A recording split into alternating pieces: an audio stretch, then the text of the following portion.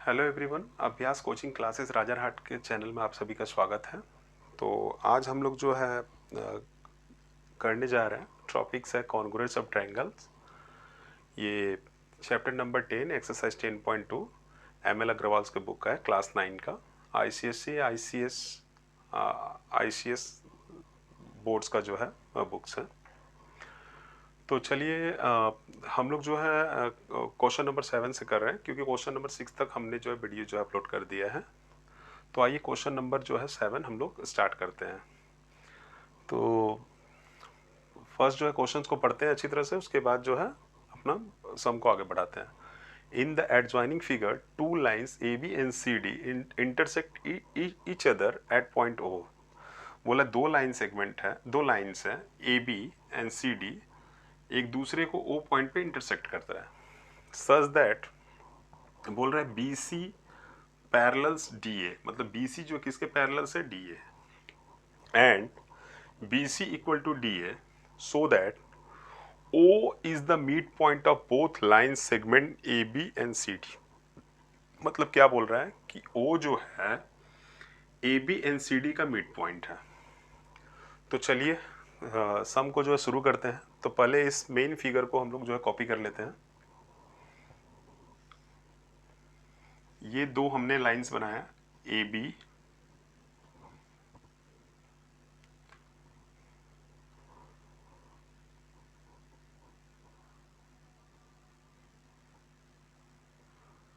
और ये CD बनाया CD, ये हमने बना दिया। बीच में O पॉइंट है। अब ये बोल रहा है कि इसमें हमें प्रूफ करना है कि O जो है ए बी और सी डी का क्या है, मिड पॉइंट है। तो सबसे पहले हम लोग क्या करेंगे कि यहाँ पर देखिए कॉन्ग्रुएंस का चैप्टर है, तो कॉन्ग्रुएंस ऑफ ट्रायंगल पहले प्रूफ कर लेते हैं। तो हो सकता है हमारा जो है मिड पॉइंट भी प्रूफ हो जाए। तो पहले जो है यहाँ से देखिए एक ट्रायंगल बन रहा है ए ओ डी, मतलब ट्रायंगल ओ ए डी, इसको हम लोग रफ में ड्रॉ कर लिए। उसके बाद यहाँ पर एक ट्रायंगल बन रहा है ओ ओ बी सी, इसको ड्रॉ कर लिए। तो अब आते हैं सम को स्टार्ट करते हैं। तो यहाँ पर लिखिएगा क्या, in triangle A O D and triangle O B C में क्या चीज दिख रहा है हमें, देखिए यहाँ पर बोल रहा है कि B C equal to D A है। मतलब क्या है, ये बी सी किसके इक्वल में है, डी ए में है। तो यहाँ पर लिखिएगा मतलब A D equal to B C, ये भी क्या है, गिवन है। फिर से एक बार क्वेश्चन को पढ़ते हैं। उसमें लिखा हुआ कि O क्या करता है, O पॉइंट पे A B C D intersect करता है।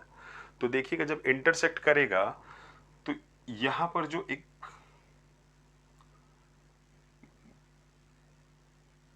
वर्टिकल जो एंगल जो है क्रिएट हो रहा है, वर्टिकल एंगल और अपोजिट वर्टिकल एंगल बन रहा है।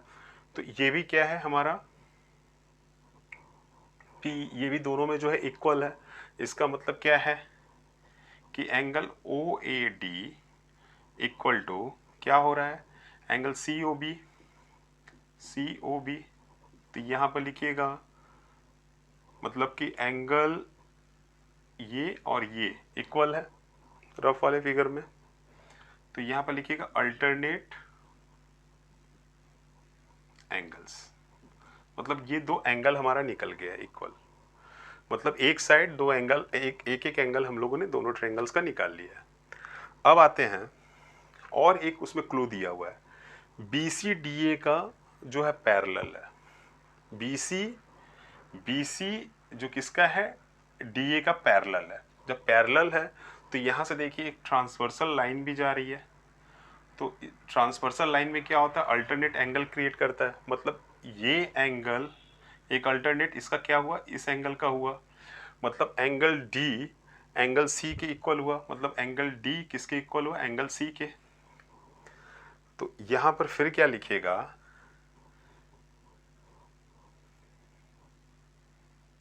यहाँ पर फिर आप लोग क्या लिखिएगा कि एंगल डी मतलब O D A equal to किसके है, एंगल ओ सी बी के, एंगल ओ सी बी के। तो ये भी क्या है, सॉरी ये अल्टरनेट एंगल है, अल्टरनेट एंगल। इसके ऊपर वाला जो था वो वर्टिकल अपोजिट एंगल था।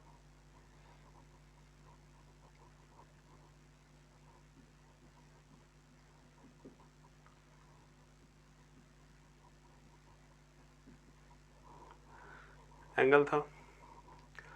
तो अब जो है ये हमारा जो प्रूफ हो चुका है कि इसमें दो एंगल देखिए ये इक्वल है और साथ ही साथ क्या है, एक साइड भी इक्वल है।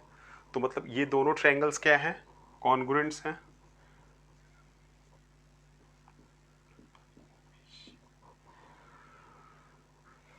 तो यहाँ पर किस रूल से आपने प्रूफ किया है, ए डबल ए एस से प्रूफ किया है, ये दोनों ही जो है ये है। तो इससे ये पता चलता है कि angle O D equal to क्या होगा, angle O C, angle O D equal to angle O C. इसका मतलब एंगल सी डी को ए बी जो है दो भागों में बांट रही है, मतलब मीट। उसके बाद फिर क्या होगा कि angle O A equal to क्या होगा, एंगल ओ बी हो, sorry side O A equal to क्या होगा, साइड ओ बी होगा। मतलब side O A equal to side O B, O B. इसका मतलब ये भी हुआ कि ए बी को जो है सी डी जो है दो भागों में बराबर बांट रही है, मतलब ओ क्या है इन लोग का, मिड पॉइंट है। तो यहाँ पर इन दोनों में लिखिएगा सी पी सी टी, यहाँ पर भी सी पी सी टी। तो मतलब ओ क्या होगा, प्रूफ हो गया O is the mid point of line A B and C D. तो उम्मीद करता हूँ कि ये आप लोग को जो है समझ में आ गई होगी सम। उसके बाद हम लोग बढ़ते हैं एग्जाम्पल नंबर 2 की तरफ। बीच बीच में हम एग्जाम्पल भी करवा रहे हैं ताकि जो है एग्जाम्पल जो बुक में दिया रहता है वो बच्चों को समझ में नहीं आता है, और बच्चे जो है एग्जाम्पल छोड़कर जो सिर्फ एक्सरसाइज करते हैं, जो कि एग्जाम में जो है एग्जाम्पल से भी क्वेश्चन उठा कर देता है। तब बच्चों को पता चलता है कि ये तो हमने प्रैक्टिस ही नहीं किया। अब आते हैं example 2। In the adjoining figure A F equal to C D, मतलब ये जो ए एफ है वो किसके इक्वल है, सी डी के। इफ बोला है A F E, angle A F E मतलब ए एफ ई, ये जो एंगल है एंगल सी डी ई के इक्वल है, तो प्रूफ करना है E F equal to E D. तो आइए सम को पहले फिगर को हम लोग पहले कॉपी कर लेते हैं।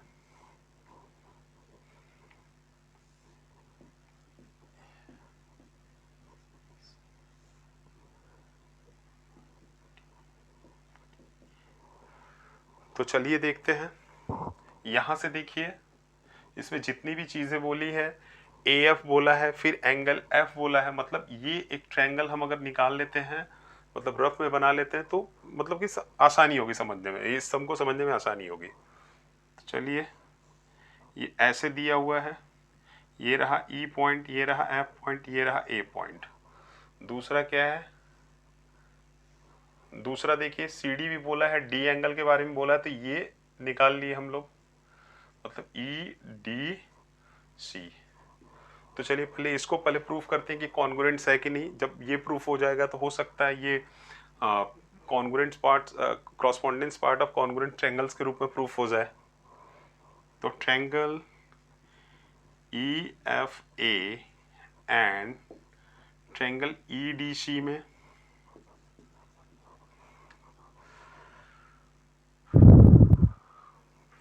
अब आते हैं, एक बार फिर से जो है आप लोग सम को दोबारा पढ़ लीजिएगा।